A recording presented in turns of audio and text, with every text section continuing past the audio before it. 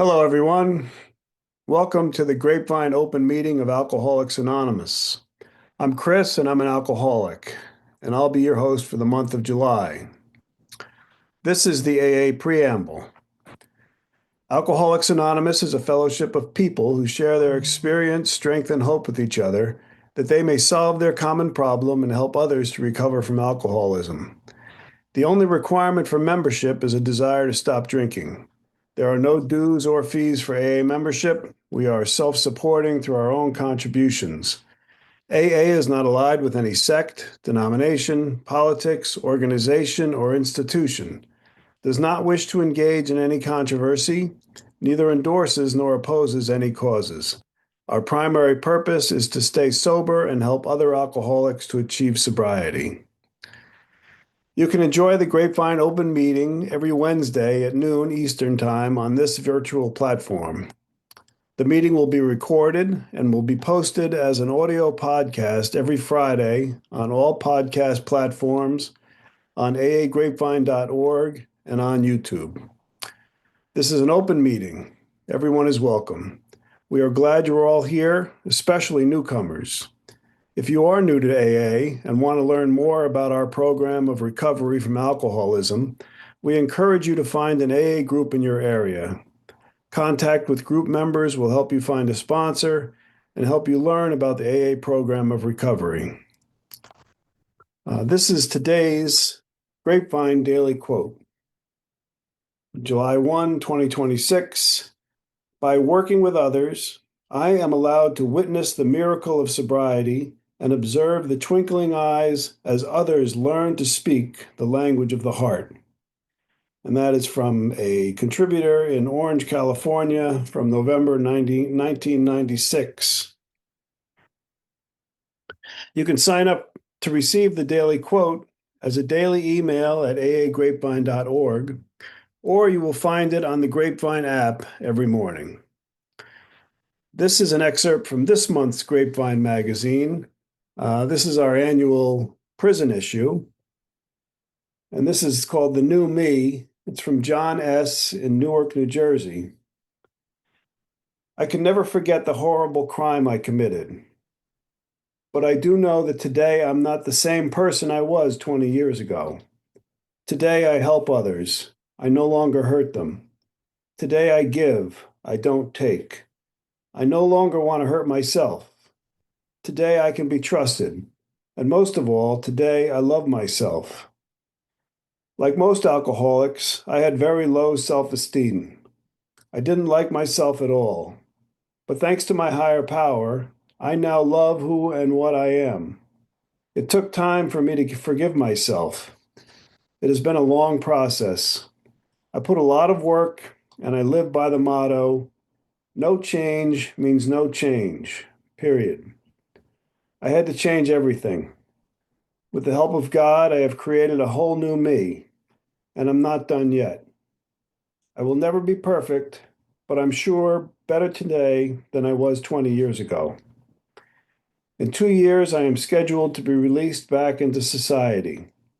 I am making plans to attend AA on a regular basis so I can keep my sobriety and focus. I can't put anything before that, not anything. I don't miss the old person I was. The new me is much better.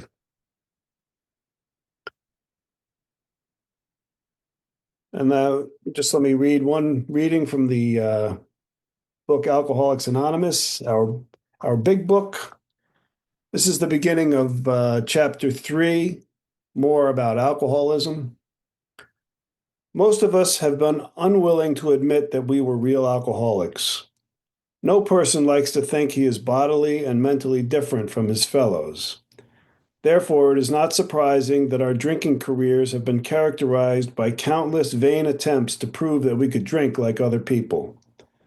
The idea that somehow, someday, he will control and enjoy his drinking is the great obsession of every abnormal drinker.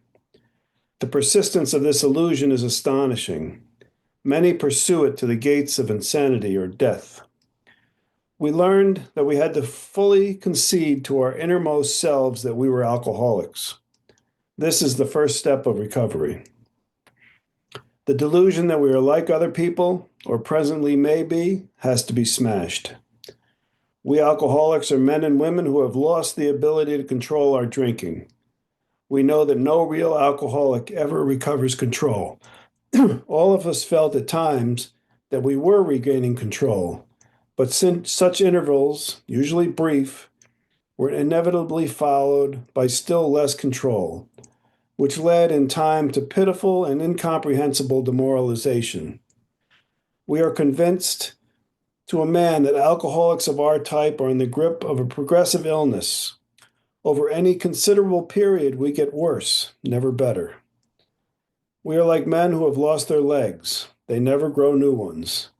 Neither does there appear to be any kind of treatment which will make alcoholics of our kind like other men. We have tried every imaginable remedy. In some instances, there has been brief recovery, followed always by a still worse relapse. Physicians who are familiar with alcoholism agree that there's no such thing as making a normal drinker out of an alcoholic. Science may one day accomplish this, but it hasn't done so yet. Despite all we can say, many who are real alcoholics are not going to believe they are in that class. By every form of self-deception and experimentation, they will try to prove themselves exceptions to the rule, therefore non-alcoholic. If anyone who is showing inability to control his drinking can do the right about face and drink like a gentleman, our hats are off to him. Heaven knows we have tried hard enough and long enough to drink like other people. Here are some of the methods we've tried. Drinking beer only, limiting the number of drinks, never drinking alone, never drinking in the morning, drinking only at home, never having it in the house, never drinking during business hours, drinking only at parties, switching from scotch to brandy, drinking only natural wines, agreeing to resign if ever drunk on the job, taking a trip, not taking a trip, swearing off forever, with and without a solemn oath, taking more physical exercise, reading inspirational books, going to health farms and sanitariums, accepting voluntary commitment to asylums. We could increase the list ad infinitum.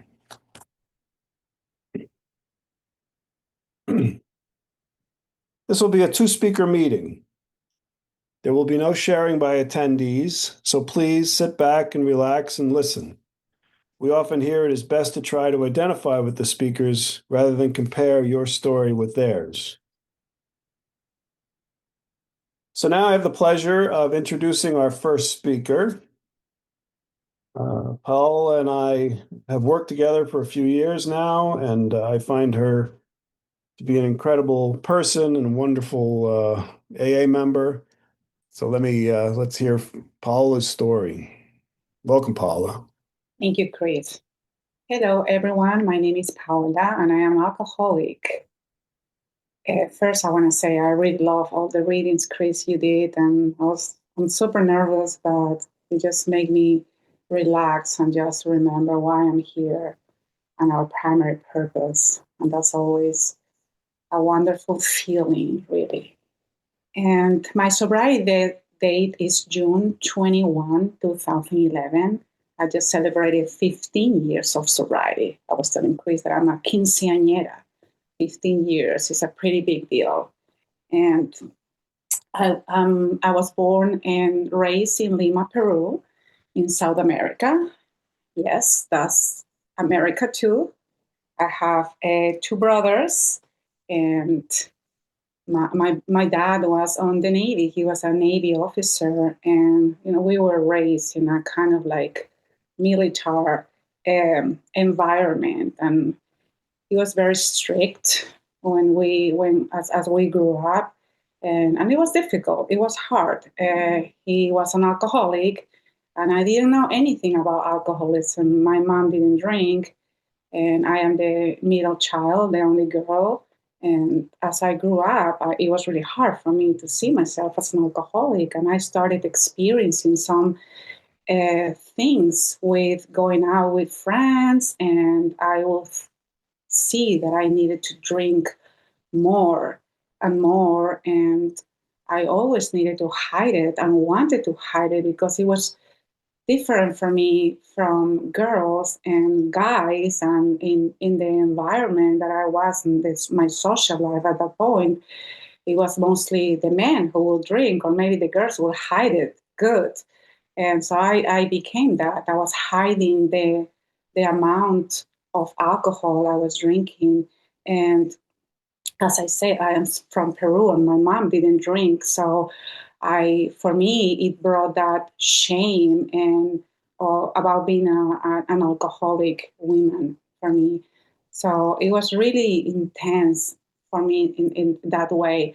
I was an alcoholic woman, and I didn't know how to handle that. So fast forward, my alcoholism escalated that when I got married, and because of my husband's at that time corporate job, we moved to the United States for work, and that's when it was really bad for me.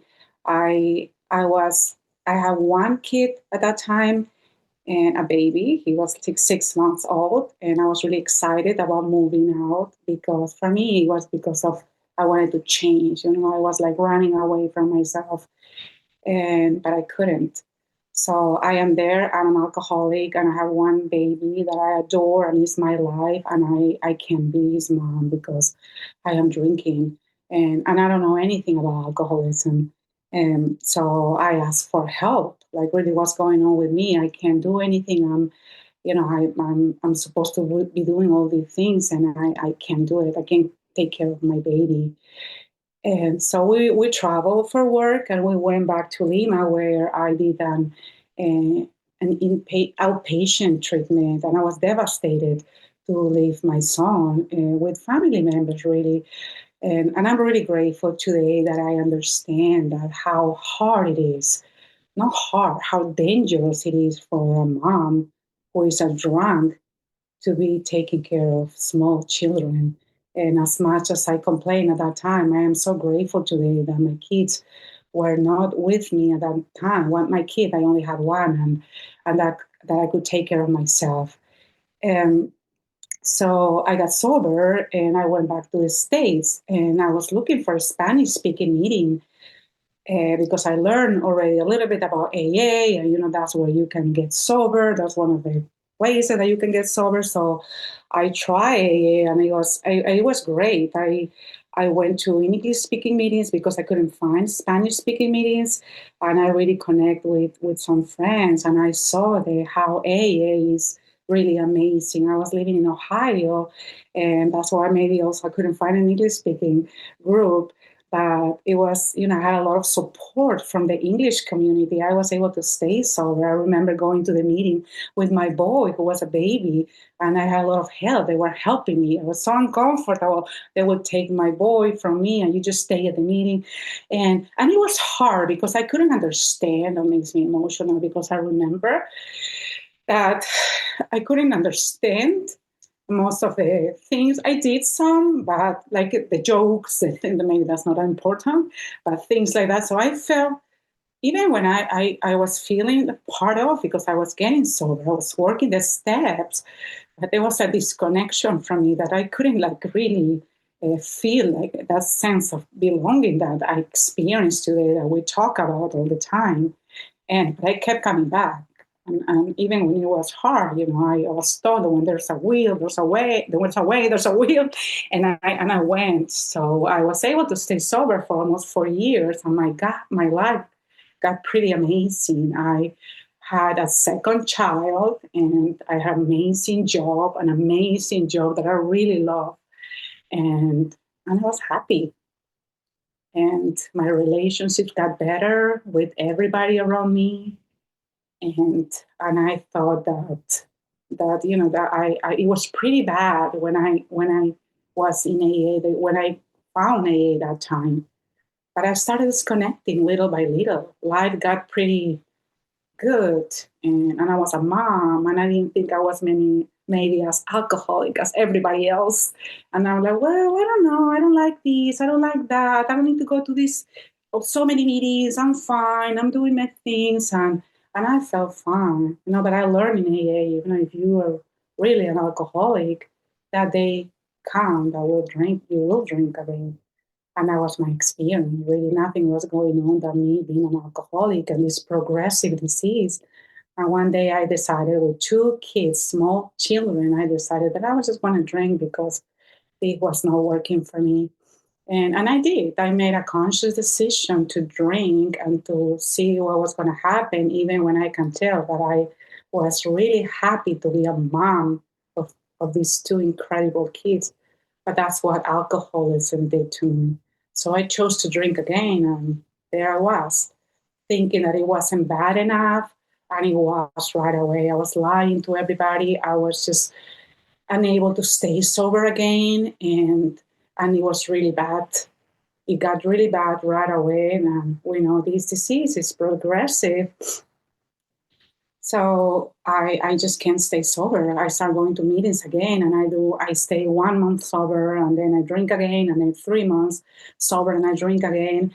And I wasn't even like going to meetings and pick up a white chip. No, I was just sitting there trying to really to what do I do with this? And so then we have to move again, and we moved to Georgia, and I don't know what to do. Like, okay, let me find Spanish speaking meeting in Georgia, in Atlanta. Maybe I will find some. Maybe that is my problem. I need to find a different group, girls. And so I go to my first AA meeting, and I remember walking in so broken and desperate. And but I'm like, I have to try, even if I can stay sober for a month before dying, I'm just going to do it. So I went to the meeting, and I just sat right there in the meeting like I'm a regular, like not because I wanted to lie, it's because I didn't want people to talk to me. So I sat in there, and I remember thinking, okay, this is it. I'm just gonna come here every single day, and I'm gonna see what happens. And I remember also there was a big sign at this group that I go to that said you never have to be alone again. And I hated that sign because I really wanted to be alone. Just leave me alone. I don't want to talk to anybody. I just want to be here. And also, people like it's English speaking meetings, and I think that I don't have an accent, of course. And I go as by hi, people are asking me, where are you from? And I hate it. Like everything that makes me will connect with people. I was really uncomfortable, but I didn't want to die. And I knew I was dying. It was already really bad. And I didn't leave. I kept thinking, I don't want to leave my kids motherless. And then today, when I think about that and I work with women that have that experience, that have lost children, or that are really struggling right now, or they think that their kids are going to die without them because they are drunk moms, like I was. That is not a safe place for a kid. And I'm really grateful that really I was, because I remember how devastated I was when I had to go to a treatment center. And oh my gosh, my kid won't survive without me. Really? He was going to die. He was under my care because of how much I was drinking. So I am grateful for that today. For today, I go to the meeting. I see the light. Really, I'm like, okay, I need to be here. I am getting sober. I don't want to admit that I'm feeling some joy, and maybe I'm connecting now again. But I met the most amazing people from the English speaking community, which I call really a community for me, because for me there's only one AA.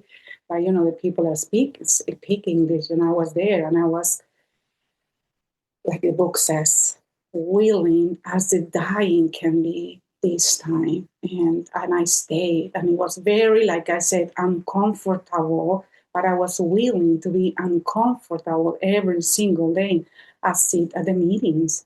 I remember one of the first things that happened to me, this girl was sitting next to me at the meeting when I was getting already, I was, I think, 6 months sober. And she asked me, she's an English speaking girl. She asked me, do you want to be my sponsor? And I remember like freaking out at that time, because I'm like, I'm 6 months older. How am I going to be a sponsor for you? I can't. And I went running to talk to my sponsor, and I'm like, somebody's asking me to be their sponsor, but I think you should be their sponsor. And she said, well, let me tell you, girl, you can be a sponsor because you have worked the 12 steps, and that's what you need. And since then, my biggest gift for me in AA has been sponsoring. I wasn't involved in service. I went to my group. I was involved in my group, and I sponsor. That was it's been my biggest blessing that I continue to help a woman in AA, especially now. So I'm sharing my experience with English speaking groups, and then because of service, because of my higher power that put me in this position after years of sobriety, that I was going to English speaking meetings. I because of work, I started attending Spanish speaking events. And I have to say, I am so touched and so honored to have met these incredible trusted servants that really do so much for AA, and also that have amazing recovery and a heart full of gratitude for their sobriety. And I get to work now with these amazing people, especially, well, everybody. I mean, especially the woman, the Hispanic, the Latinas girls like me. It is really hard. And I didn't know those things.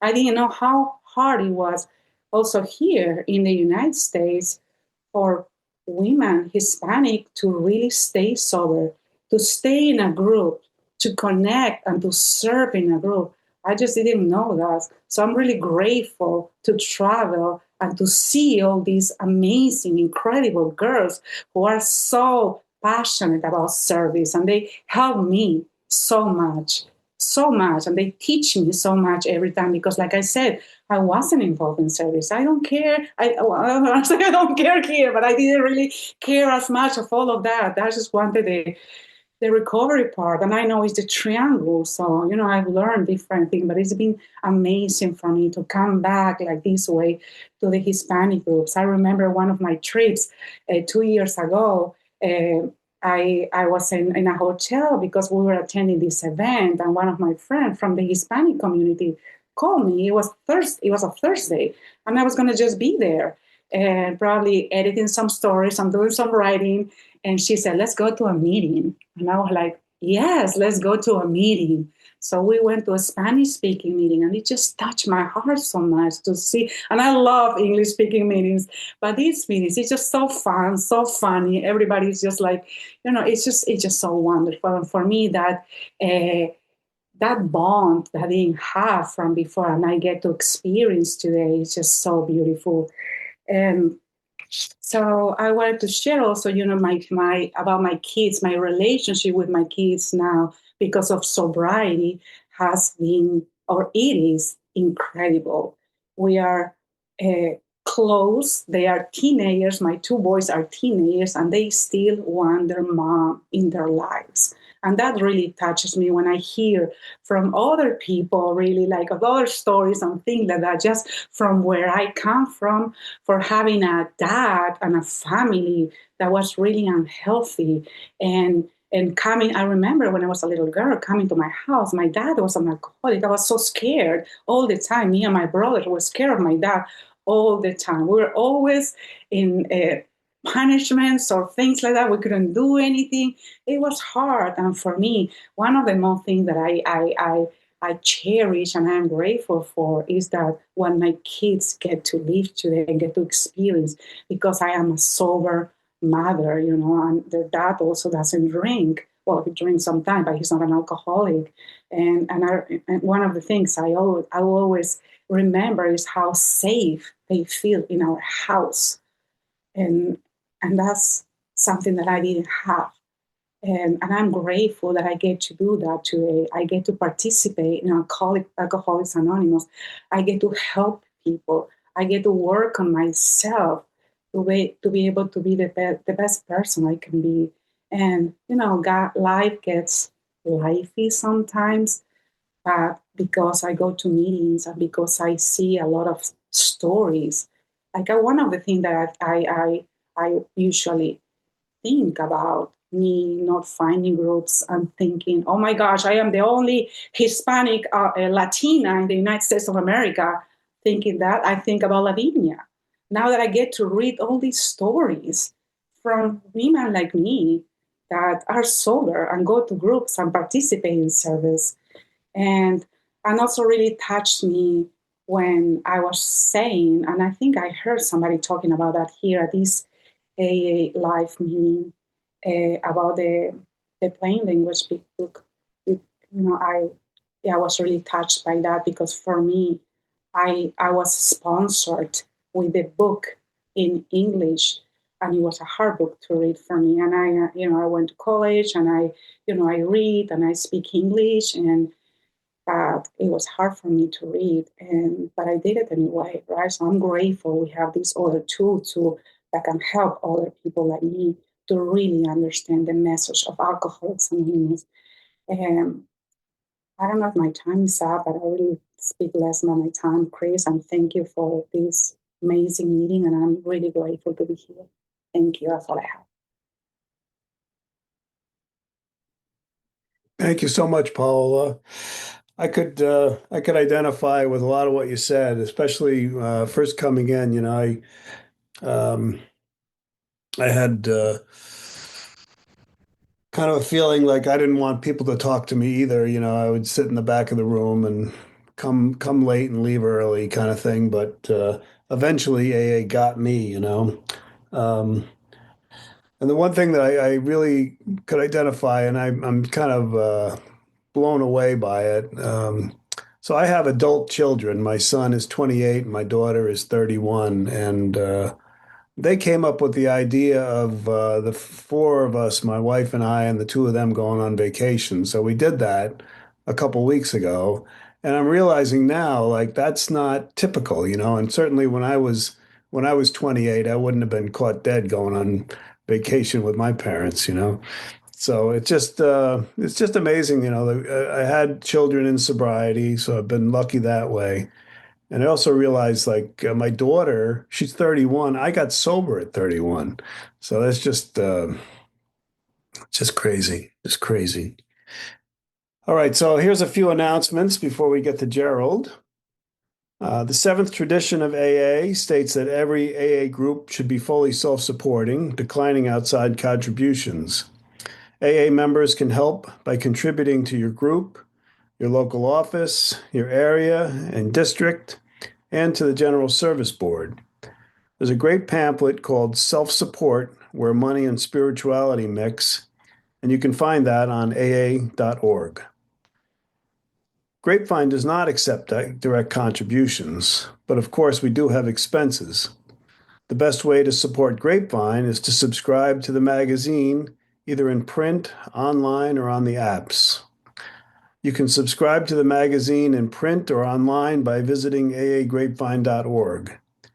And you can subscribe to the app by searching for AA Grapevine on the App Store on your phone. You can also purchase Grapevine and Lavinia books, greeting cards, and other items at your local AA office. And by doing so, you'll be supporting both Grapevine and your local office. You can also visit the Grapevine online store at aagrapevine.org. The AA Grapevine Carry the Message project allows you to help us help others by providing magazine subscriptions to those who are incarcerated, hospitalized, living in remote areas, or stuck at home. Visit aagrapevine.org and click on Carry the Message to learn more.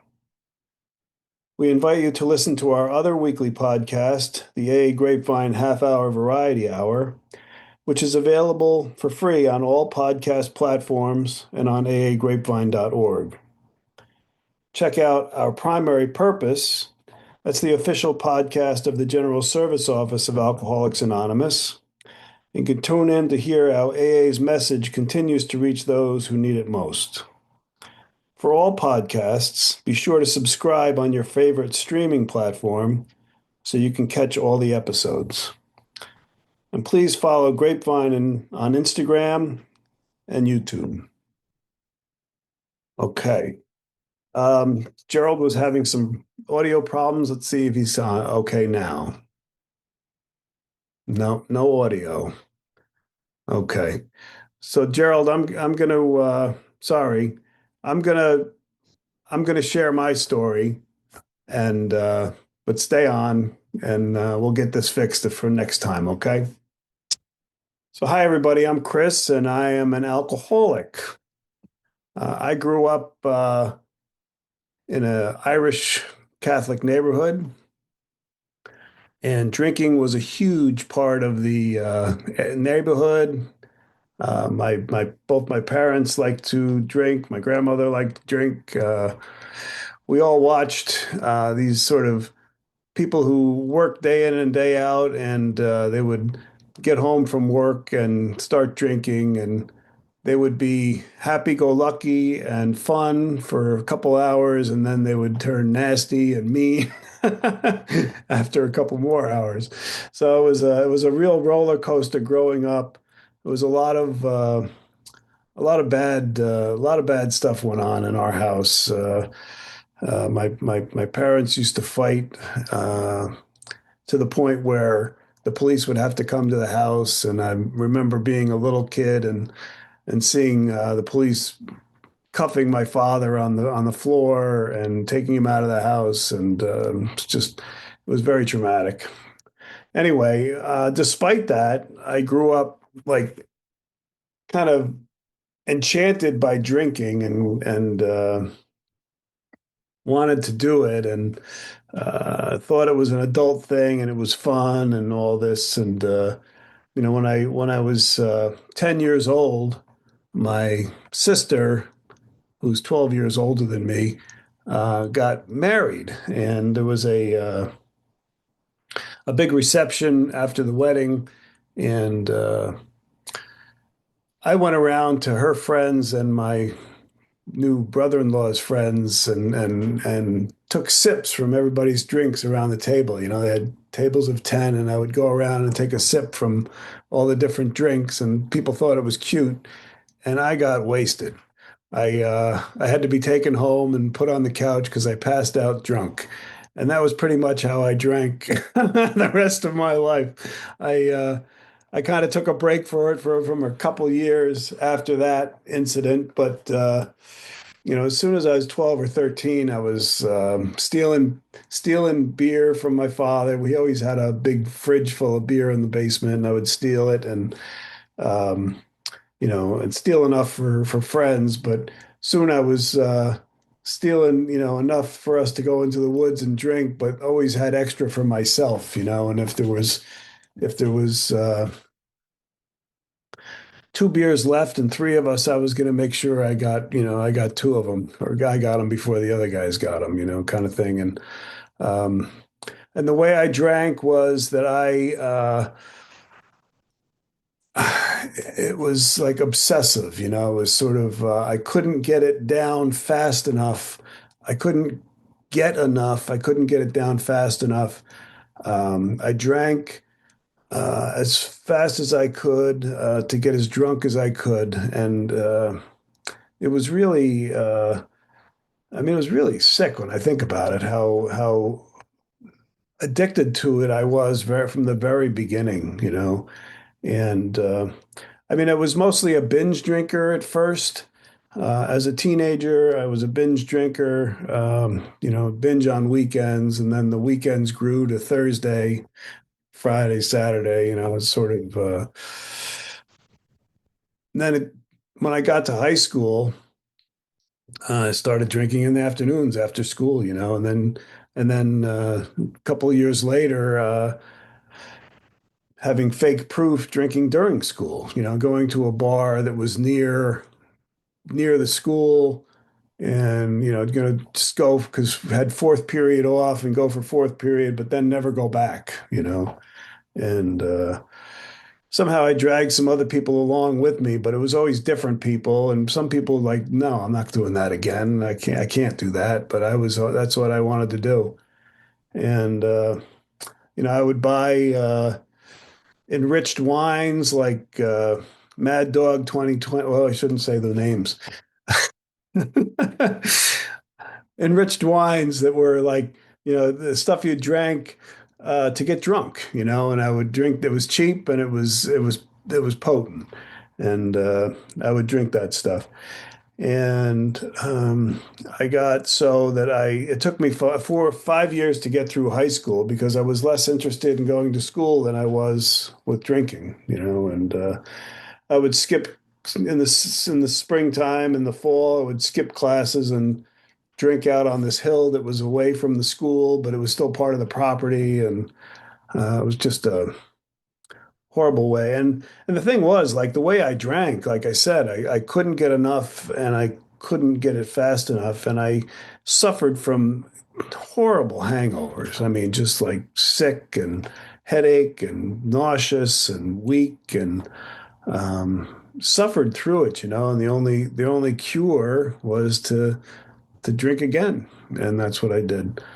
And I was a bona fide alcoholic at 16 years old, pass out, blackout drinker, and the problem was that when in the beginning I had a very high capacity and I could drink and party all night, and then my capacity started going down, down, down, and I was missing out on a lot of fun. I'd go to parties, and all of a sudden I'd be back in the woods behind the house that the party was at, passed out. And I started trying to do a lot of the stuff it said in that more about alcoholism. I tried to control it. I would go to a local bar and drink rum and cola, and then have one rum and cola, and then we'll have one cola, and rum and cola, and that didn't work because I would just guzzle down the cola and get to the rum and cola, and can you imagine the hangover after that, after all that sugar and caffeine and ugh, just terrible. And so I started finding other means of like trying to stay awake, and I started taking other things that helped me stay awake, and that became a problem as well.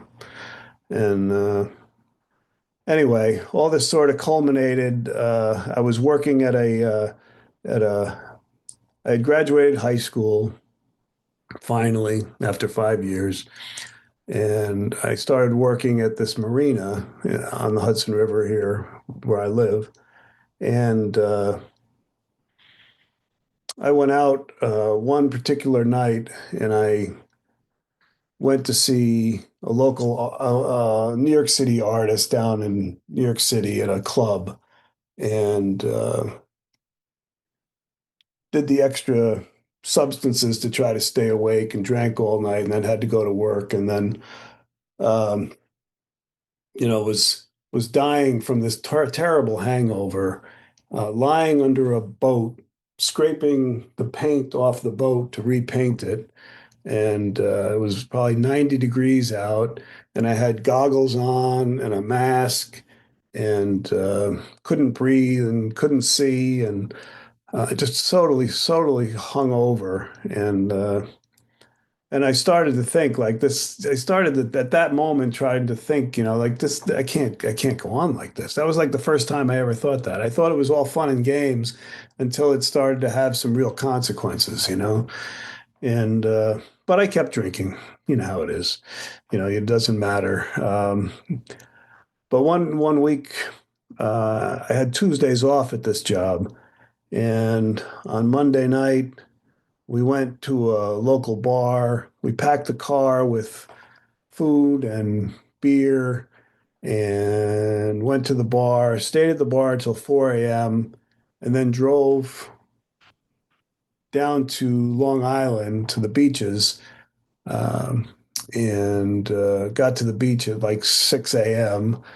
and drank and passed out completely on the beach. And I had this, I don't know if you know what they are. Some of you might be too young, but they used to have these things called a boom box. And I had this big boom box. It was like the size of a suitcase, and it was a portable music. And I was playing the radio from New York, and uh, it was silver, and I had it next to me, to my left. And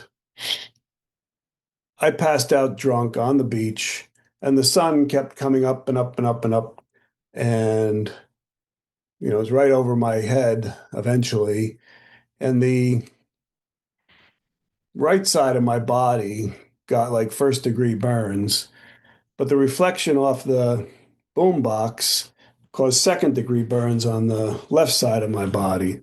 And when I got home, I was, kind of like half and half, beet red and sort of red, and uh, I I literally couldn't move for 3 days. Luckily I was on my back, passed out, so I didn't get it on my back, but I got it on my front. But I couldn't, no part of my body in the front could touch one another part without it hurting.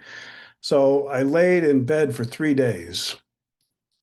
And I didn't even couldn't even like sort of sit up and put my head up. Back then we didn't have a TV in every room, and we didn't have like social media to play on. So I basically laid on my bed and thought about how screwed up my life was. And I had in those 3 days, a couple things happened. I detoxed because I didn't drink, and I had kind of a limited awakening that like all this pain and trouble and misery I was going through was directly related to alcohol, and that I needed to stop drinking, or I was just going to keep going with this. And that was June of 1978, and I stopped drinking on that day, and I didn't drink for 8 years.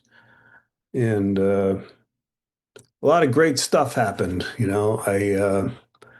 I had barely gotten out of high school, so it wasn't like I could just apply to college, but I did go to community college where as long as you had a high school diploma, you could attend. And I did really well there. And I sort of switched from alcoholism to workaholism, and I really studied really hard and I did really well. And I got accepted at a 4-year school a couple years later, and I went there. And I got out and I started working in the publishing industry. And I had like sort of a really nice career in magazine publishing. And I got accepted at another school for a graduate degree in magazine journalism. And I fell in love and I got married, and all good things were happening.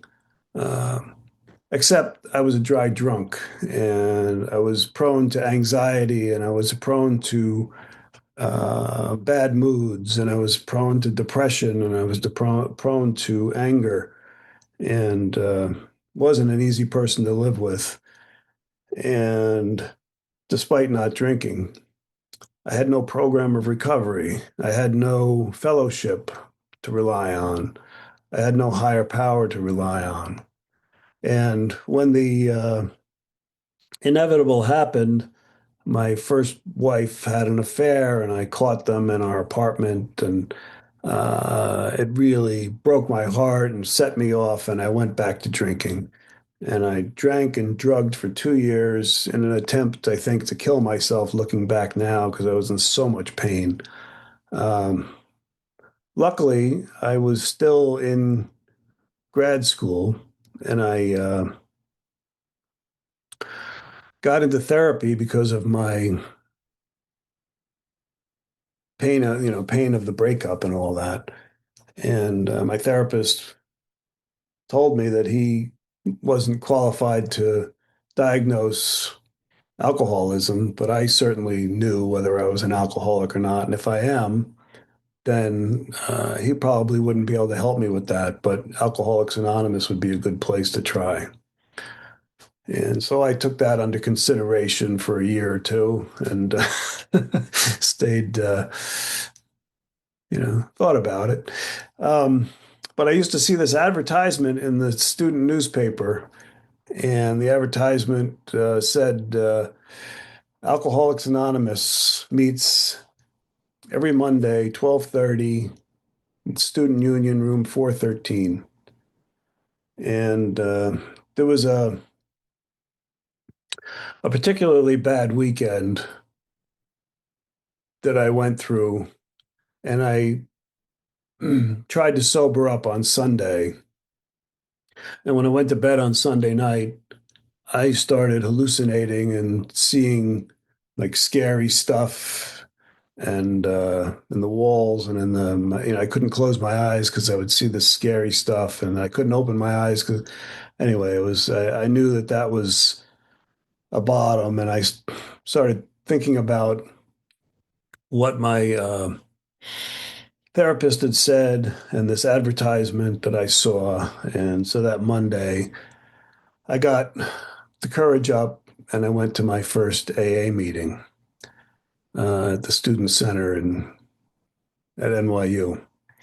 And I remember like walking, I worked on Lower Fifth Avenue, so I had to walk a few blocks down, go across Washington Square Park to the student center. And the whole way I was thinking about turning around and going back. I don't really, this is, anyway, I walked in and I know it wasn't like this, but I kind of imagine it now, like when Dorothy opens the door from the house after it lands in Oz and it's black and white inside and it's color on the outside. That's how I kind of picture it today. It was sort of like, I don't know if it was I guess it was a higher power that was bringing me there and was showing me this. Anyway, I went in and I sat down and I immediately, I know this isn't true for everybody, but I immediately felt something special. And the guy who told his story, I don't think it was any coincidence that this was my first meeting because this guy basically told my story about growing up in an alcoholic home, drinking at an early age, drinking the way I drank. And this guy, what seemed crazy, this guy had a year sober. I was like, a year sober. Oh my God, you know. And so um, I waited and waited, and they told his story, and it was wonderful, and it went around the room, and I waited as it went around the room. And it got to me, and I had the courage to say, "My name is Chris, and I am an alcoholic. This is my first meeting, and I need help." And everybody clapped, yay! And I was like, "Whoa, what are they clapping about?" And so after the meeting, this guy Chuck and a few other people came over to me. They had a big book, a living sober, and a meeting guide. And they gave me the three books and told me to go to 90 meetings in 90 days, that I should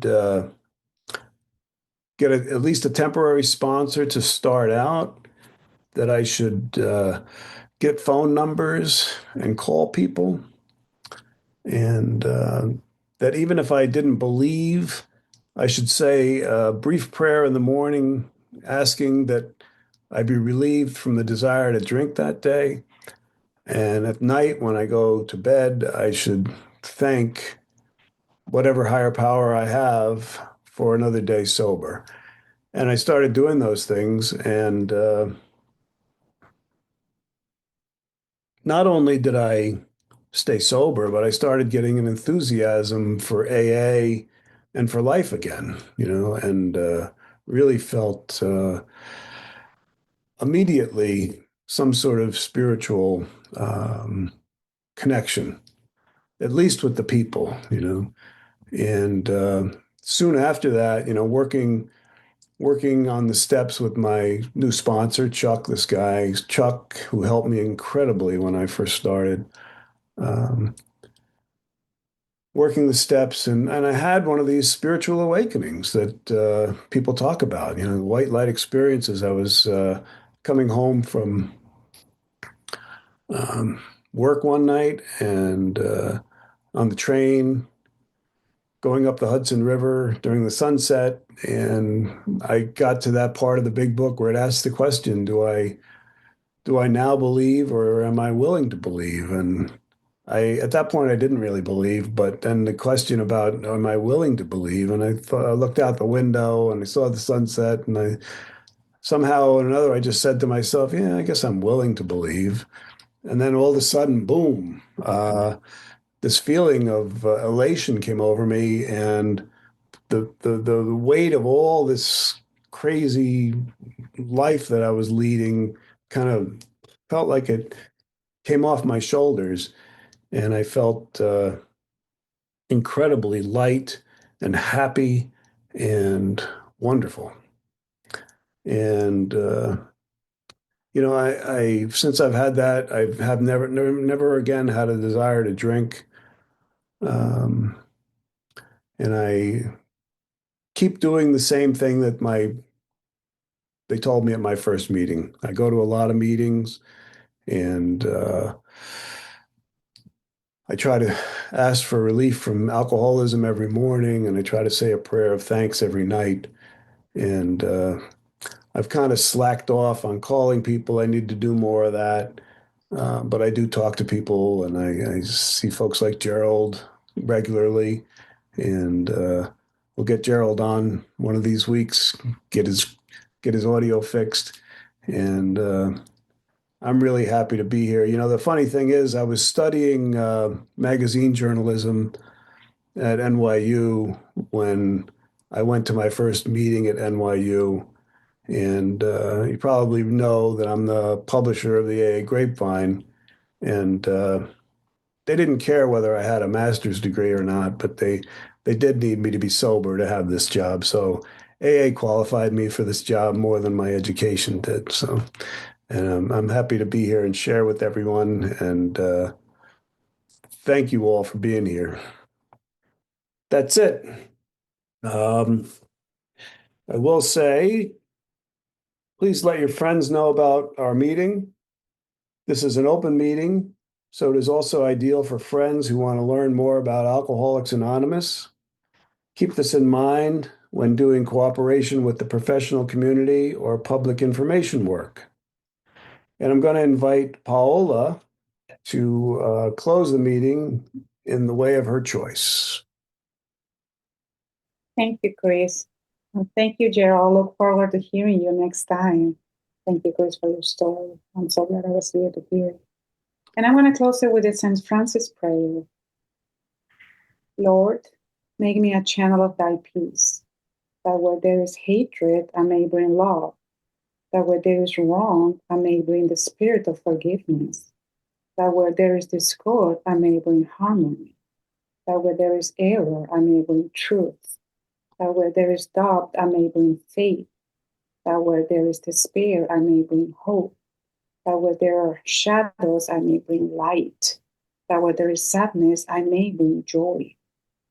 Lord, grant that I may seek rather to comfort than to be comforted, to understand than to be understood, to love than to be loved. For it is by self-forgetting that one finds, it is by forgiving that one is forgiven, it is by dying that one awakens to eternal life. Thank you. Thank you, Paul. That was beautiful. And thank you, everyone, for attending today, and we hope to see you again next week. Goodbye.